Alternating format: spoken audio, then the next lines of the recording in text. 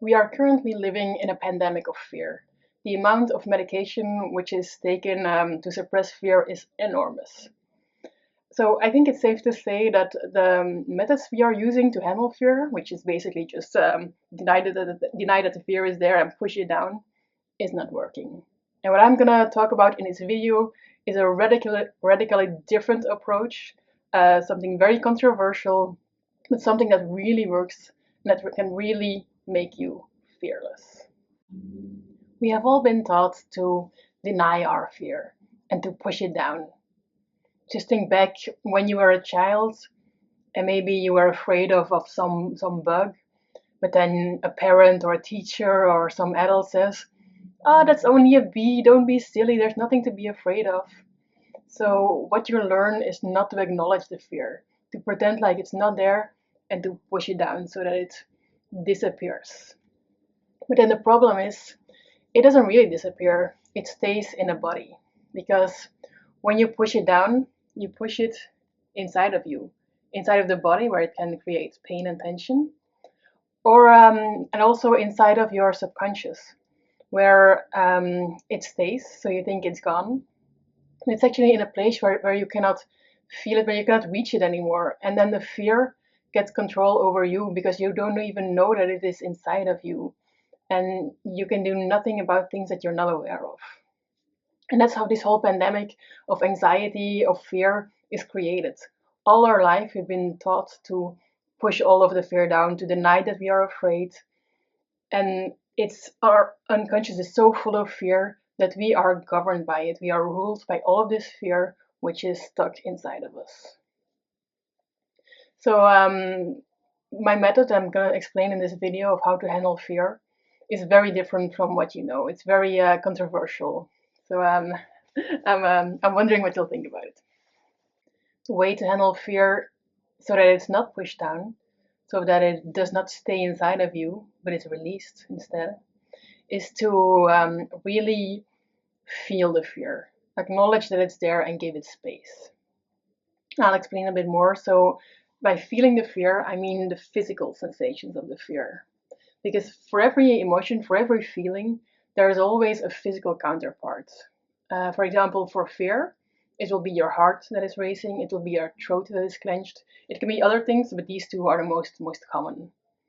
So when you're afraid, and instead of being stuck in your mind, which is going, I'm going to fail, I cannot do this, I'm not good enough, whatever your mind is saying, you get out of that by going to the body and to the physical sensations of the fear. And instead of pretending that they're not there, you really acknowledge them, you feel them, and you give them the space that they want. Because in the end, that's all that fear wants. It wants to be acknowledged, it wants to be felt.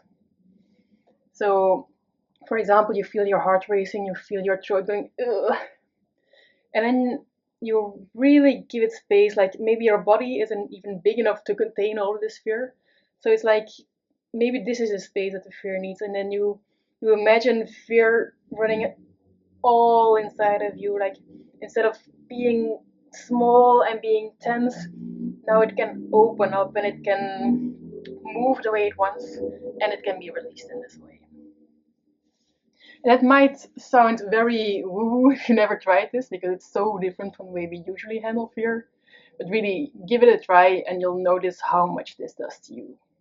It can even do too much because if you've never felt your body before, we've been all taught to deny even that we have a body, to not feel the sensations inside. Then it can be really overwhelming to feel, wow, there is real physical fear inside of me. So this is something to watch out for. The idea is not to get overwhelmed. Overwhelm is never good. It's not good for your automatic nervous system. And overwhelm is actually the way in which we get so dysregulated that we are right now. And that is how anxiety gets even worse. So if you feel that going to the body is too much, or maybe the fear itself is already too much, you're panicking, you're completely stressed out, you cannot handle it anymore, then going to the body is not the right way. So, what do you do when you're panicking, when the body, the sensations are too much, or you feel I cannot handle this fear right now? And I'll give an example of this. I was always very afraid of the dark, and I had lots of nightmares. So I used to wake up in the middle of the night out of a nightmare. It was dark and I was so afraid that I didn't even dare to move. This is a typical fear reaction. It's the freeze of the body. So you're so afraid that you freeze and you pretend that you're dead. And I would lie there being really afraid. And sometimes it was not that bad, and I could go to my body, could feel the physical sensations of the fear. But sometimes it was just too much. I was really panicking, or the heartbeat was too much to handle. And in that case, you don't go to the body, you do something else instead. And this is a very controversial technique as well. I'm going to give you two techniques. They will sound very strange, but hear me out. I'm going to explain the technique first, and then I'll explain why it works. So the first technique is, so you're panicking, you're really afraid. You put your hand on your heart and you repeat a name. And this can be, for example, I'll give my example again. I listened to a video once of an Indian woman who was, I don't know what the context of the video was, but she was saying that she liked to put her hand on her heart and say Krishna, which is an Indian god. So over and over again, Krishna, Krishna. I don't even know if I pronounced it right. And for some reason, this spoke to me, though I don't know anything about Krishna. I don't know who the guy is. But I was like, I like the sound of it. I like the rhythm. So when I was really afraid, panicking after waking up in the middle of the night, I put my hand on my heart and I said to myself in my head, Krishna, Krishna, over and over again. And you can use whatever name speaks to you. You can use God or Jesus or magical unicorn, mother of dragons. It really doesn't matter. It's, yeah, the idea is to get out of your head and go into your heart. One extra thing that this repeating of the name does is that it kind of tries to go, it goes outside of you to someone that can protect you. Maybe the mother of dragons, or it doesn't matter that it's fantasy, but you must know, to the body, every thought is real. So if you're thinking, I'm in danger, your body is panicking because it thinks it's really in danger. And if you're thinking the mother of dragons is coming to save me, then your body is like, oh, I'm safe, the mother of dragons is coming. And it doesn't matter that it's not real. As long as this is a thought that you can imprint on yourself by repeating it, you have a feeling like I'm not alone anymore. There is someone with me, there's someone that can protect me, I am safe. And that's what repeating this name does. Now, if this is too out there for you, which I can understand, then you can do the same thing, but instead of going outside of you, you go inside to your own strength. You put your heart on your, you put your hand on your heart, and you repeat, for example, I am strong and brave.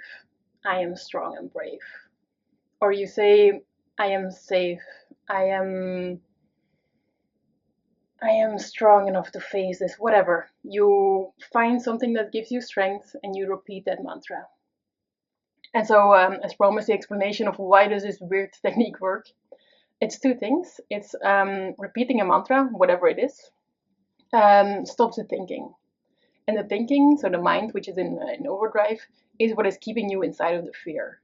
Because it's these fearful thoughts of maybe, yeah, you think that you're gonna fail or that everyone's gonna laugh.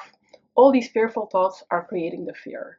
So if you can stop the thoughts by saying a word over and over again, that's gonna bring the fear down. A second reason why this works is you go to the heart. The fear is in your mind, in your head. In your heart is where your power is. And even if you are not spiritual or you don't believe in all of these things, just try it. Try focusing on your head for a while and then try focusing on your heart for a while. The feeling is very different.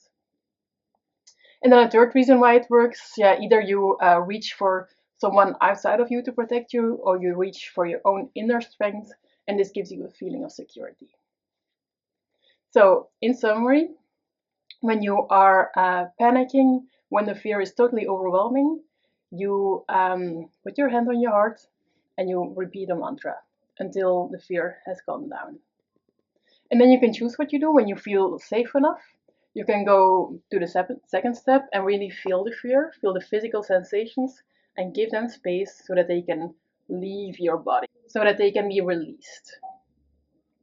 If that's not a good idea, if you're like, okay, I had this nightmare, I'm glad that I'm a bit calm, I'm just going to go back to sleep, that's perfectly fine. or if you had a panic attack at work or in school and you're a bit out of it, and just keep it at that. And then later, when you are feeling totally safe, maybe you're at home, it's a bright day, maybe you're in nature. Nature is a very good place to not be afraid. So maybe you're in nature, and that's when you go to the body. So you recall this fear, which is very easy. Your mind can do it without any problem. You just think of the fearful situation, of your fearful thoughts. The physical sensations of fear will come back, and this is where you can give them space. But only do this as long as you feel safe. The moment you are feeling overwhelmed, you're not feeling safe anymore, then you stop doing this, because it's really important to not overload the nervous system. We do this way too much, and that's how we get into the cycle of dysregulation and of anxiety. I hope this video was helpful to you. Please give me a like if you liked it. And let me know in the comments if this makes any sense to you, if you try it out, if you have any results. I'm really wondering, I really want to hear from you. Bye, see you next time.